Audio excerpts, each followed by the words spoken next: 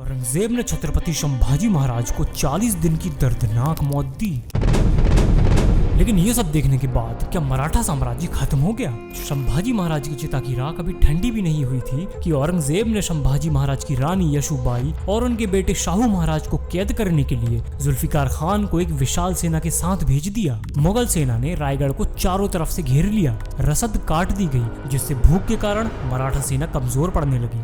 हर दिन मराठा सैनिकों की संख्या घटती जा रही थी और आखिरकार वो मनहूस दिन आया जब रायगढ़ का पतन हो गया। यशोबाई और शाहू महाराज को कैद कर लिया गया। चारों ओर तबाही का मंजर था। मराठा सत्ता अब अपनी अंतिम सांसें ले रही थी। लगने लगा था कि अब सब कुछ खत्म हो जाएगा, लेकिन किस्मत को तो कुछ और ही मंजूर था। इतिहास एक ऐसा मोड़ लेने वाला था जिसकी कल्पना तक औरंगजेब ने नहीं की थी। औरंगजेब को लगने लगा था कि छत्रपति शिवाजी की मौत के बाद अब वह सुकून से दक्कन पर कब्जा कर लेगा, जो उसका सबसे बड़ा सपना था। लेकिन ये उसकी सबसे बड़ी भूल थी। औरंगजेब के सामने एक और मजबूत ढाल खड़ी थी जिसने मराठाओं को नीचे गिरने से बचा लिया था। ये और कोई नहीं बल्कि छत्रपति शिवाजी महाराज के बेटे छत्रपति संभाजी महाराज थे, जिन्हें छावा भी कहा जाता था। छत्रपति संभाजी महाराज एक ऐसे योद्धा थे जिन्होंने 9 सालों में 120 से ज्यादा लड़ाइयां लड़ी, लेकिन उनमें से एक भी नहीं हारे। अपने पिता के हिंदवी स्वराज के अभियान को उन्होंने एक नई बुलंदी पर पहुंचाया। उनके कारनामों से औरंगजेब की नींदें उड़ गई थीं। आखिरकार उसने छल की चाल चली, एक कुटिल साजिश रची गई और संभाजी महाराज को विश्वासघात के जाल में फंसा लिया गया। दुश्मन को उनके हर एक रास्ते की खबर थी और इसका कारण था गणोजी और कान्होजी, जिसमें गणोजी महारानी यशोबाई का भाई था और कान्होजी संभाजी महाराज का विश्वास पात्र था। 1 फरवरी 1689 संगमेश्वर की धरती पर साजिश का खेल पूरा हो चुका था। मुगल सेना घात लगाए बैठी थी। हर दिशा से रास्ते बंद कर दिए गए थे और जैसे ही संकेत मिला तो लाखों मुगल सैनिकों ने बिजली की तेजी के साथ हमला बोल दिया। संभाजी महाराज के पास केवल कुछ निष्ठावान मावले ही थे। तलवारें खिंच चुकी थी, युद्ध छिड़ गया था, पर संख्या और बल में भारी अंतर था और अंत में विश्वासघात ने अपना खेल दिखा दिया। चारों ओर से संभाजी महाराज को घेर लिया गया। हर तरफ से तलवारें झपट पड़ी, लेकिन महाराज अब भी शेर की तरह गरज रहे थे। पर अंततः छल की चाल के आगे वह घिर गए और उन्हें मुगलों ने पकड़ लिया। लेकिन कैद होने के बाद जो हुआ वह इतिहास की सबसे निर्मम घटनाओं में से एक था। 40 दिनों की अकल्पनीय यातनाएं, हर रोज एक नया जुल्म, मगर संभाजी महाराज की आंखों में वही ज्वाला और अड़िग साहस बना रहा। औरंगजेब चाहता था कि वो घुटनों के बल गिर जाएं और इस्लाम कबूल कर लें, पर संभाजी महाराज ने मरना कबूल किया, लेकिन झुकना नहीं। और अंततः भीषण यातनाओं के बाद 11 मार्च 1689 को उनकी निर्मम हत्या कर दी गई। लेकिन औरंगजेब इतने पर भी नहीं रुका। उसके आदेश पर मुगल सरदार जुल्फिकार खान ने गढ़ किले पर आक्रमण करके संभाजी महाराज की पत्नी रानी यशोबाई और उनके 7 साल के बेटे शाहू महाराज को बंदी बना लिया। हालांकि इस हमले से संभाजी महाराज के छोटे भाई राजा राम महाराज बच निकले। जब संभाजी महाराज की मृत्यु हुई तो पूरे मराठा साम्राज्य पर संकट के बादल छा गए। लगने लगा था कि मराठा सूरज अब डूब जाएगा, लेकिन ऐसा हुआ नहीं। औरंगजेब के सारे किए किराए पर पानी फिर गया, क्योंकि मराठे एकजुट होकर संभाजी महाराज की मौत का बदला लेने के लिए उतारू हो गए थे। एक तरफ औरंगजेब की 9 लाख की सेना थी और दूसरी तरफ मराठे, जो केवल 40 से 50 हजार ही बचे थे। इस मुश्किल वक्त में छत्रपति राजा राम को कमान सौंपी गई, जो सिर्फ 19 साल का एक लड़का था और छत्रपति संभाजी महाराज के छोटे भाई थे। मराठा एक बार फिर से इकट्ठा हो रहे थे। दुख और क्रोध उनके दिलों में दौड़ रहा था। लेकिन इसी बीच 2 और ऐसे लोगों की एंट्री हुई जिन्होंने मराठा साम्राज्य को बुलंदियों पर ले जाने का काम किया। इनके नाम थे संताजी घोरपड़े और सरसेनापति धनाजीराव जाधव। इस बीच मुगल सेना जुल्फिकार खान की अगुवाई में लगातार दक्षिण की ओर बढ़ती जा रही थी। पनहाला पर मुगलों का कब्जा हो चुका था, तो मराठाओं को लगा कि जल्दी ही विशालगढ़ पर भी कब्जा किया जा सकता है। इसलिए छत्रपति राजा राम ने जिंजी के किले की ओर रुख किया और जिंजी मराठा साम्राज्य की नई राजधानी बन गया। राजा राम के इस तरह से बच के निकल जाने के कारण मुगल बौखला गए थे और जिंजी पर हमला करने के इरादे से मुगल सेना की एक टुकड़ी दक्षिण की ओर बढ़ी। लेकिन संताजी घोरपड़े और धनजी जाधव ने उन्हें बीच में ही रोक लिया और फिर साल 1691 के आखिरी महीनों में बावड़ेकर, संत जी, धन जी और बाकी के मराठा सरदार मावल नाम की एक जगह पर मिले और एक नई योजना बनाई गई। योजना थी मुगलों को अलग अलग उलझाने की।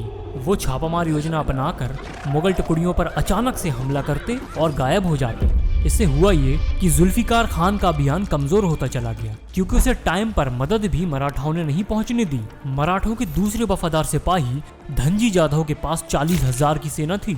संताजी घोरपड़े ने फिर योजना बनाते हुए मराठा सेना को फलतन नामक जगह पर इकट्ठा होकर मुगलों पर हमला करने की प्लानिंग बनाई और एक छोटी टुकड़ी से तुलापुर में मौजूद मुगलों के मेन शिविर पर हमला करने की योजना बनाई गई।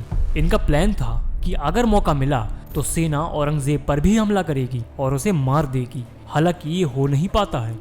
धनजी और संत जी ने पूर्व से मुगल सेना पर आक्रमण किया और जो बाकी के मराठा सरदार थे उन्होंने मुगल सेना को महाराष्ट्र के आसपास उलझा कर रखा। इससे हुआ ये कि दक्कन में मुगल 2 भागों में बट गए, उत्तर कर्नाटक और महाराष्ट्र।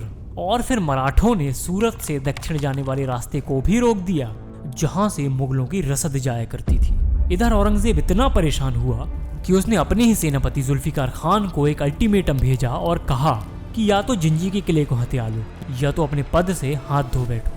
और इस तरह मराठाओं ने किसी तरह से जिंजी के किले को सुरक्षित रखा। इस पर तोपों और हाथियों से लड़ाई नहीं लड़ी जा सकती थी, क्योंकि ये पहाड़ों पर था और मुगलों के पास घुड़सवार फौज की कमी थी, जिससे मराठे जंगलों और पहाड़ों पर तेजी से हमला करते थे। मराठाओं की राजधानी जिंजी पर कब्जा करने में मुगलों को करीब 7 साल लगे, लेकिन इस बीच इतना पैसा बर्बाद हुआ और लोग मारे गए कि औरंगजेब को इसका कोई खास फायदा हुआ नहीं, उल्टा उसे नुकसान उठाना पड़ा, क्योंकि 20 साल तक दक्कन की लड़ाई में उसका शाही खजाना लगभग आधा हो चुका था। उत्तर और पश्चिम की रियासतें सिर उठाने का मौका ढूंढने लगी थी, लेकिन औरंगजेब को दक्कन में मराठाओं ने ऐसा चैलेंज दे दिया था कि वह दक्कन में ही उलझ कर रह गया। जो संभाजी उसे मराठाओं के आखिरी सबसे खतरनाक छत्रपति लग रहे थे, वह उसकी सबसे बड़ी भूल थी, क्योंकि 50,000 की सेना लेकर भी मराठाओं ने मुगलों के लिए डेडलॉक की स्थिति खड़ी कर दी थी। और इसी खींच में औरंगजेब कभी दक्कन से वापस आ ही नहीं पाया। लेकिन साल 1699 में उसे एक मौका मिलता है, क्योंकि इस बीच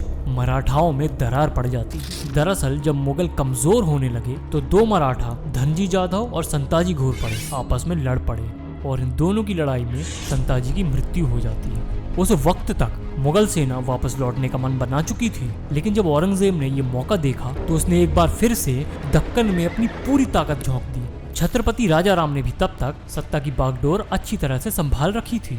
उन्होंने धनजी को अपने सेनापति बनाया और अपनी सेना को 3 भागों में बांटकर मुगलों पर हमला कर दिया। धनजी जाधव के नेतृत्व में मराठाओं ने पंढरपुर में विशाल मुगल सेना को हराया। पुणे, नासिक और नंदूरगढ़ को भी उन्होंने अपने कब्जे में ले लिया। लेकिन इस हार से बौखलाकर मुगल सेना ने मराठाओं के गढ़ सतारा पर हमला कर दिया और 6 महीने तक और प्रज्ञाजी प्रभु के नेतृत्व में मराठा सेना ने सतारा को बचाए रखा। लेकिन अप्रैल 1700 में सतारा मुगलों के कब्जे में चला गया। इस पूरी लड़ाई के दौरान मुगल लगातार कमजोर हो रहे थे और मराठे नए इलाकों पर कब्जा जमाते जा रहे थे। लेकिन फिर कुछ ऐसा हुआ जिससे एक बार फिर मराठा साम्राज्य पर संकट के बादल मंडराने लगे।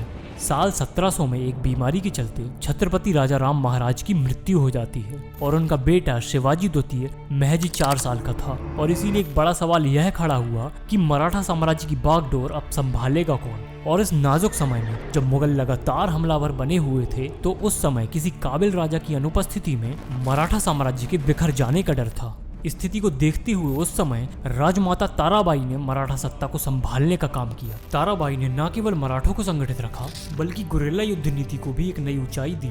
वो घोड़े पर सवार होकर खुद युद्ध भूमि में उतरती थी और अपने सैनिकों का मनोबल बढ़ाती थी। उनकी रणनीतियों ने मुगलों का हाल बेहाल कर दिया था।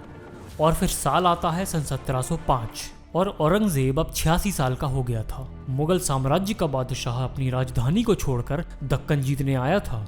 वह जिस पीक पर था, उसे ऐसा लग रहा था कि वह दक्कन को 1 साल के अंदर ही जीत लेगा। लेकिन उसका ये सपना आखिर सपना ही रह गया। उसने अपने जीवन के अंतिम 24 साल वहां लगाए, लेकिन उसके हाथ कुछ नहीं आया। और जब उसे लगा कि उसे अपने घर, अपनी राजधानी दिल्ली लौट जाना चाहिए, तब वह दिल्ली भी नहीं लौट पाया, क्योंकि दिल्ली लौटते समय कृष्णा नदी के किनारे देवापुर में उसकी अचानक से तबीयत बिगड़ती है और उसके काफिले को वहीं रुकना पड़ता है।